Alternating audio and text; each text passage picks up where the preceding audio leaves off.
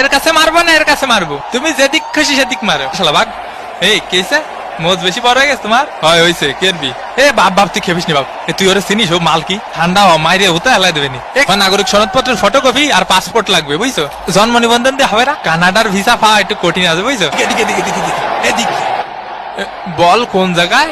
কোকিল ডাকে রে cook cook cook cook cook cook cook. এরে রে ফারি কাকা।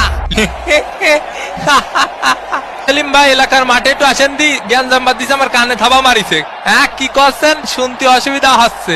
এ তুই থাবা মারিছিস? থাবা মারিস ওনারে? কাকা শুনতে পাচ্ছেন? একটু একটু পাচ্ছি আবার পাচ্ছি নি।